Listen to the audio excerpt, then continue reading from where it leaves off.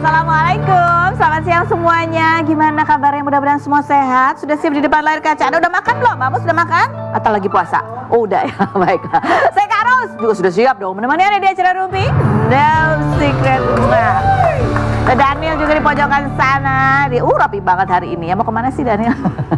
Oke, sebelum kita ke bintang tamu kita, seperti biasanya yuk mojok dulu. Kita bahas apa yang lagi ramai diperbincangkan, apa yang terbaru update-nya, pro dan kontranya seperti apa. Itu datang dari dunia nyata maupun dari dunia maya.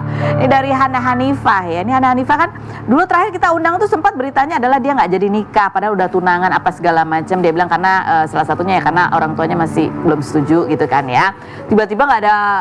Pokoknya dalam selang beberapa bulan, terus di bulan September ada kabar dia menikah, begitu kan? Udah kabar bahagia tuh, kita belum sempat ngundang Hana Hanifah lagi. Sebulan kemudian muncul kabar bahwa kayaknya pernikahannya tidak bisa dipertahankan. Sebulan aja gitu ya, sebulan.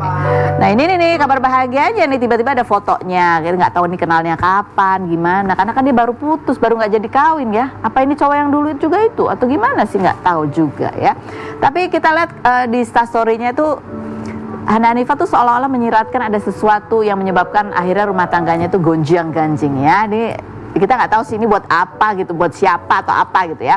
Yang selingkuh enak ketahuan, cuma minta maaf dan bilang kalau itu semua terjadi karena khilaf katanya.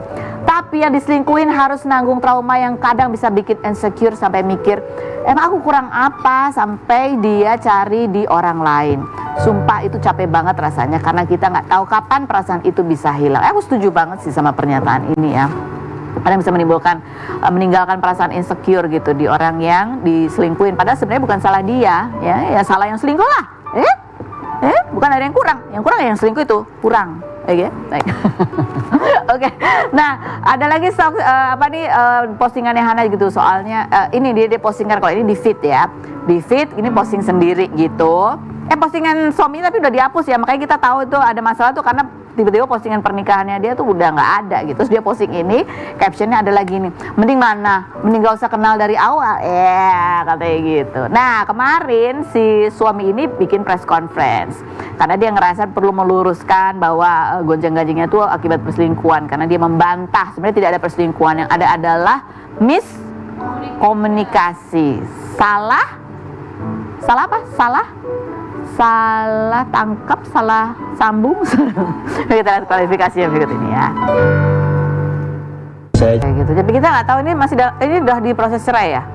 Ya Mas, kalau sebulan nikah sebagai kepala keluarga diberesin sama istrinya ya kan. Kalau emang nggak selingkuh ya dibujuklah istrinya gitu ya. Coba kita lihat komentar netizen, bunyinya adalah 1. Aktingnya kaku, kurang mendalami naskah. Astaga netizen. Netizen itu lebih kejam dari ini ya. Netizen itu aduh. Tapi aku yang dibilang julid, padahal kan aku cuma bacain komentar netizen ya. Berikut ya. Mungkin nikahannya settingan katanya gitu. Ups.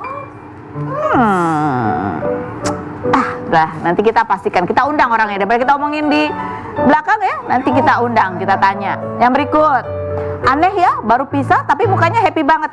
Jadi kita jangan suka menilai orang dari wajahnya ya kan? Ya.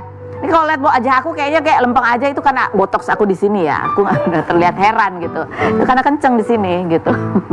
Yang berikut ya. Adik aku temen dia dulu. Ya emang kerjanya begitu dan nyokapnya support banget. Ini temennya siapa ini maksudnya? Temennya dia tuh dia siapa? Kerjanya begitu tuh kerjanya apa? Nyokapnya mensupport apa gitu kan? Agak nggak jelas ini ya komen. Oke, baik yang berikutnya. Konteksnya nggak jelas. Udah cuma gitu doang. Oke, baiklah. Kita langsung aja menuju ke Mbak Musdalifah. Kalau ini nih, ini adalah salah satu orang yang terakhir itu sempat kita undang adalah Mbak Mus. Ini terjun ke dunia affiliate gitu ya. Dia jual kaca, coklat almond, jual tisu. Ini juga salah satu yang suka nontonin ya. Nonton banget gitu. Dan itu benar-benar rajin ya. Jiwa pengusahanya yang tadinya adalah pengusaha besi tua, sekarang itu uletannya kita lihat kemarin waktu jadi affiliate. Ternyata keranjang kuning sekarang nggak ada. Benarkah Mbak Mus sampai harus menghentikan 35 karyawan karena stop ini ya? Gimana sih? Itu terus barang-barang yang kita lihat ada di gudangnya itu apa nasibnya seperti apa? Dan benarkah Mbak Mus itu sebenarnya menjual barang-barang import dari luar sana gitu ya? Sudah dijawab nanti Mbak Mus. Kita dulu profil berikut ini. Nah ke Mbak Mus. Mbak Mus pejuang keranjang kuning ya kan. Coba kita Google dulu nih Mbak Musdalifah, kalau sekarang yang dicari kalau Mbak Musdalifah adalah tentang keranjang kuning katanya. Mbak Mus ini kan juga ya nggak ada keranjang kuning. Sedih banget, tapi nggak jujur deh waktu dapat kabar bahwa udah keranjang kuning dah dihentikan dulu gitu tuh, gimana waktu itu kondisinya Ya, Mbak Mus? sedih lah, sedihnya aku kan join juga kan karena yang teman aku join itu kan punya karyawan banyak buat packing kan, karena aku kan suka live-in kan, banyak kan penjualan kan. Ya kasihan juga pas dapat kabar ini 5 hari lagi langsung PHK karena kan ngurus yang packing dulu kan, baru 5 hari kemudian dia langsung PHK. Iya, Mbak Mus kan jualannya kalau kita lihat ya, kan ada tadi coklat almond, ada tisu, kan kita lihat itu kok harganya kok murah-murah gitu ya. Kan aku langsung dari pabrik. Oh, jadi ini temannya Mbak Mus nih yang punya pabriknya nih. Bukan, kerjasama maksudnya, sih? ya belinya di pabrik, aku join juga, aku bantu live juga, alhamdulillah melintas penjualannya. Oh enggak, maksudnya yang temannya Mbak Mus yang kerjasama itu dia apa? Reseller. Oh dia resellernya. Oh jadi ini resellernya yang Mbak Mus kerjasama kan, jadi bukan dari pabriknya langsung kan, tapi Mbak Mus kerjasama sama resellernya gitu ya. Dari situ Mbak Mus dapat komisi. Iya, affiliate kan? Affiliate. Tapi Mbak Mus tuh nggak nyetok barang kan? Enggak, aku nggak nyetok. Resellernya yang nyetok barang. Oh, kasihan juga kan? Iya. Aku juga sedih. Anak buahnya udah nggak ada, mau bagaimana? Tapi kita doain aja. Doain aja, mudah-mudahan ada jalan keluar. Ada jalan keluarnya. Saya percaya pasti pemerintah itu yang terbaik. Oke, ini coba kita lihat nih, sekelas Mbak Mus ya, itu juga ulet loh jualannya. Harus. Sambil nyanyi katanya ya. Lagunya apa? Lagunya apa? Seperti mati hilang. Oke. Karena aku jualan coklat king, jadi aku disuruh nyanyi. Mereka king the king. Kenapa gitu. sih mereknya pakai king? Dia nggak tahu. Oh, king siapa tuh? Bukan, almond itu kan the king. Dari kacang itu kan almond mereka the king. Jadi aku live, Mbak Mus nyanyi dong, ya udah. Coba dong nyanyi dong, nyanyi. Allah. Kan live-nya udah nggak ada, kita mulai live di TV deh. Nggak bisa, aku nggak bisa. Seperti mati lampu, ya sayang. Udah nggak mau, nggak bisa. Kasih semangat buat kamu.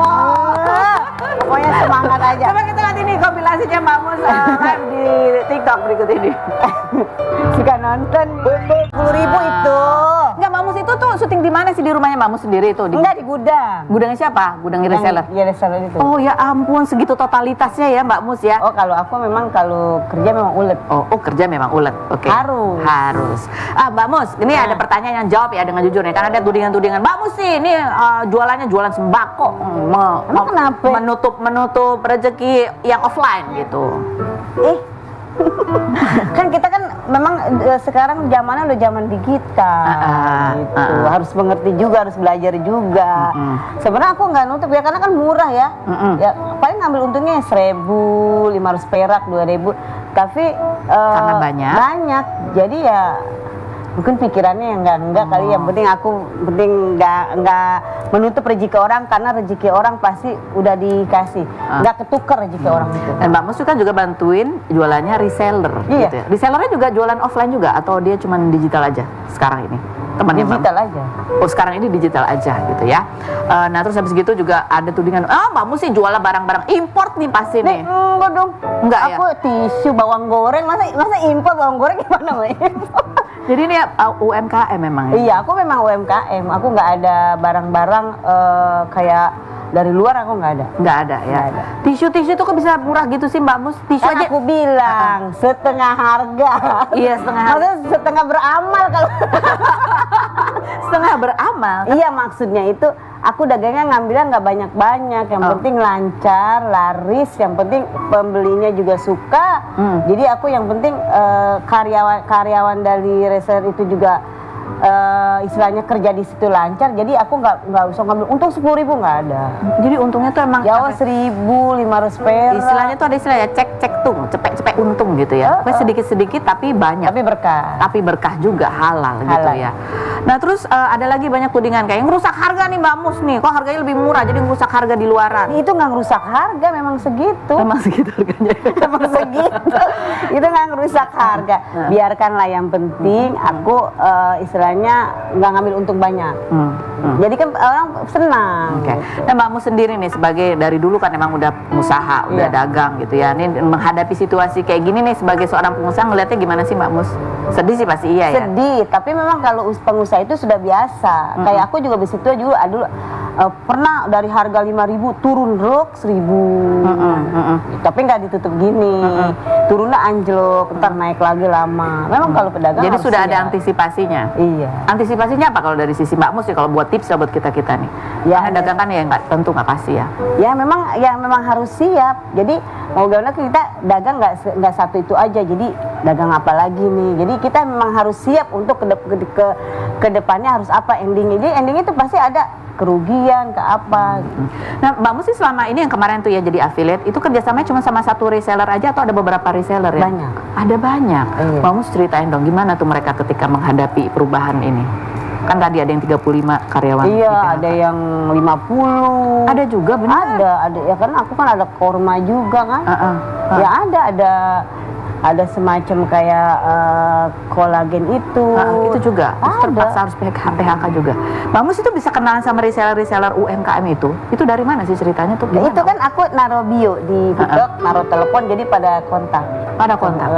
Tim aku. Oh, jadi dan mereka itu dari mana aja sih kalau Mbak Mus bisa cerita? Reseller itu kayak apa sih? Mereka tuh orang kaya banget ya? Enggak, biasa aja.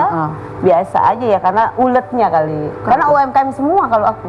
Memang UMKM, jadi semua. membantu menjual. Jadi kalau ada tudingan ini nutup UMKM apa? Enggak, UMKM itu rezeki. semua. Justru membantu ya. Justru membantu. Oke. Jadi harapannya ke depan apa nih Mbak Mus? Harapannya mudah-mudahan pemerintah itu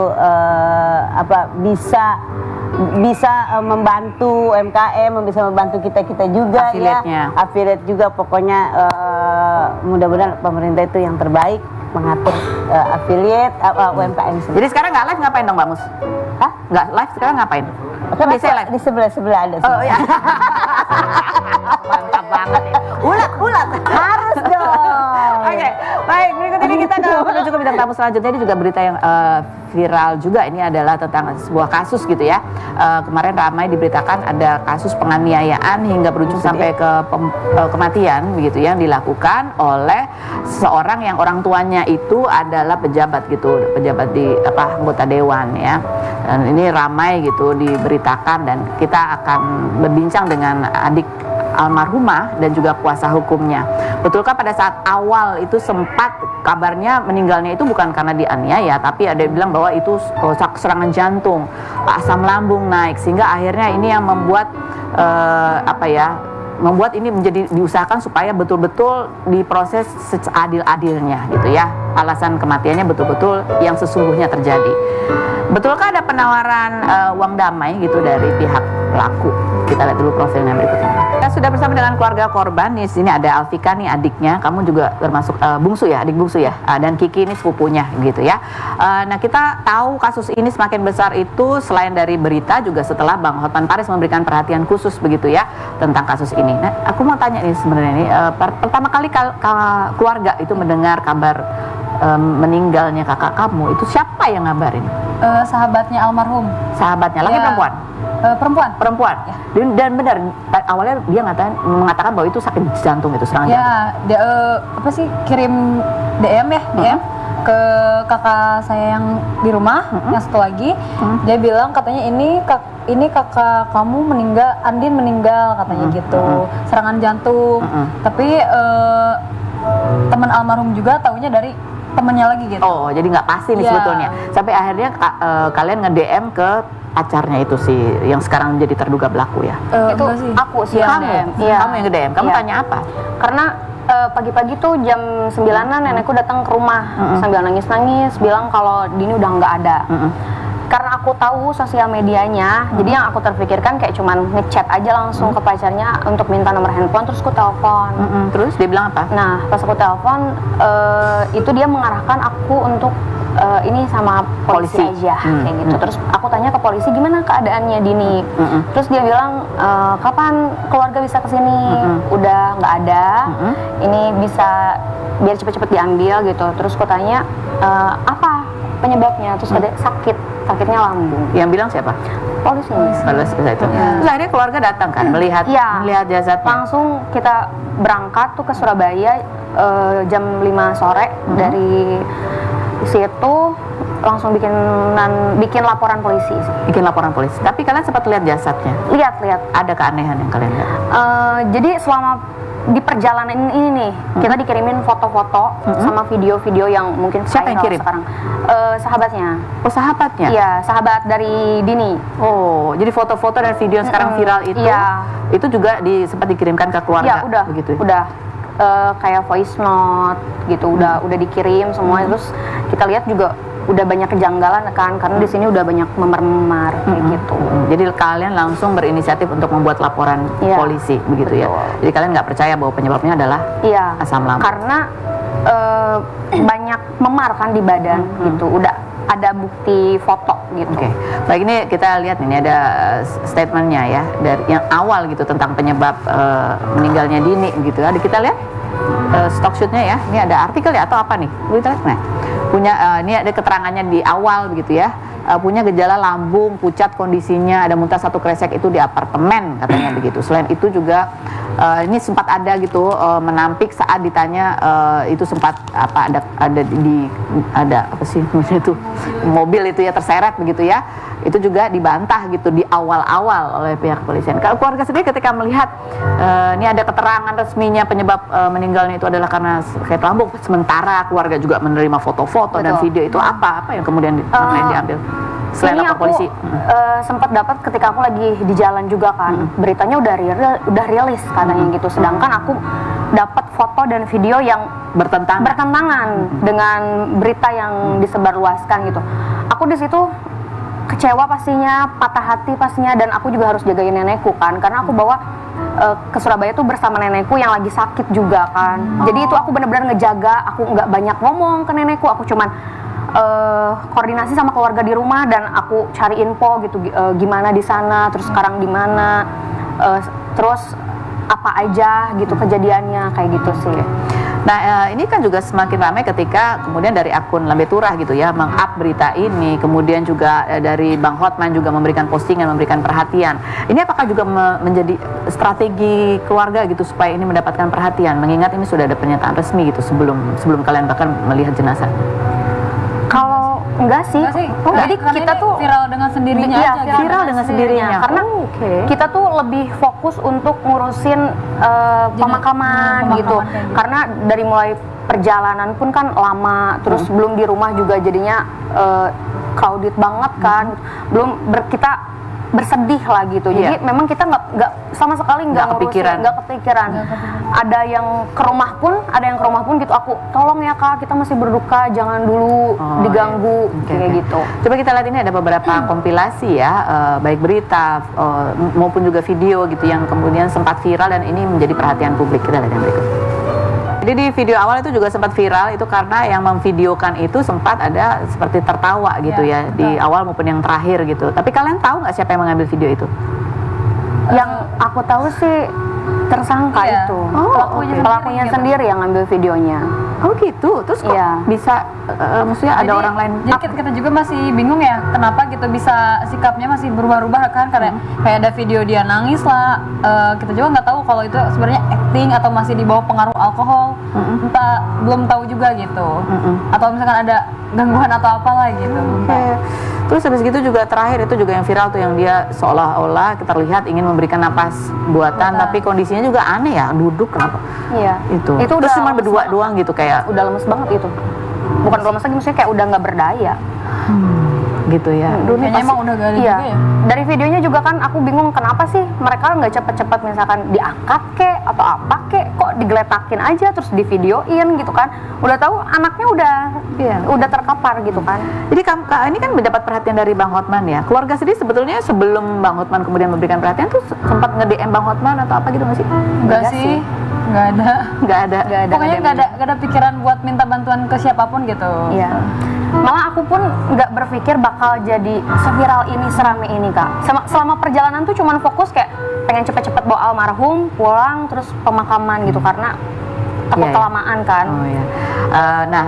Sempat juga nggak sih terpikir bahwa aduh ini akan susah nih gitu terungkap, mengingat bahwa yang terduga pelaku gitu ya, itu kan juga ya bapaknya punya jabatan. Dan benarkah bahwa sempat ada datang usaha-usaha untuk meminta perdamaian? Betul. Ya, setelah yang berikut ini jangan kemana-mana, tetap di Rumpi.